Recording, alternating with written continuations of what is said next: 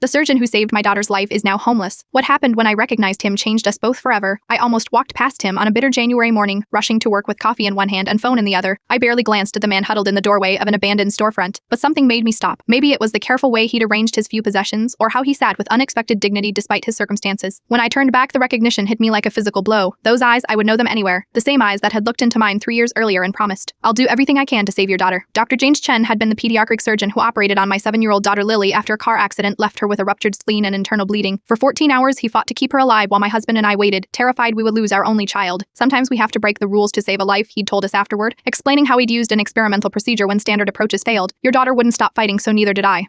Now this brilliant surgeon who had literally held my daughter's life in his hands was sleeping on the street. "Dr. Chen," I said, my voice barely audible. He looked up, confusion crossing his face before recognition dawned. "Mrs. Walker, how's Lily? Not why are you talking to me, or please help me." His first thought was still for his patient. I sat down beside him, heedless of my work clothes against the dirty concrete. The story came out slowly, reluctantly. 6 months after Lily's surgery, a patient had died on his table, an elderly man with multiple complications. Though the hospital review cleared him of any wrongdoing, the man's family sued. "The experimental procedure I used on Lily came up during discovery," he explained. "They argued I had a pattern of deviating from standard protocols." The lawsuit dragged on for 18 months before being dismissed, but the damage was done. Legal bills drained his savings. A brisk led to insomnia, which led to a prescription for sleeping pills, and addiction followed. When he made a minor error during a routine procedure, the hospital suspended him. Without income, he couldn't maintain his apartment. 3 months on the street, he said, looking away. "Not what I planned when I took the Hippocratic oath. I canceled my meetings that day. Instead, I took Dr. Chen to breakfast, called my husband, and formulated a plan. By nightfall, we had installed him in our guest room, despite his protests. 'You saved our daughter,' my husband said simply. 'Let us help save you.' Recovery wasn't a straight line. There were setbacks, moments of shame so profound he couldn't look us in the eye, nights when the craving for pills seemed overwhelming, but there were victories too. 30 days sober. 6980. 4 months after I found him, Dr. Chen attended a medical conference with a colleague who still believed in him. 6 months later, he was consulting on difficult cases at a teaching hospital 2 states away. Last week, Lily celebrated her 10th birthday. Dr. Chen attended as our honored guest during the party. I overheard him talking to my daughter. 'Do you remember me?' he asked hesitantly. 'Mom says you fixed me when I was broken,' Lily replied. He nodded, eyes bright with unshed tears. 'Sometimes I got a little broken too.' She considered this with the simple wisdom of children. 'But you got fixed, just like me.' That night, after the guests had left, Dr. Chen gave us an envelope. Inside was a letter from the medical board reinstating his full surgical privileges and a personal note. 'Some debts can never be repaid, but I will spend my life trying. You didn't just offer shelter, you restored my belief that I was worth saving. We've created a foundation now, identifying healthcare workers in crisis before they reach the breaking point. Dr. Chen serves on the board between surgeries.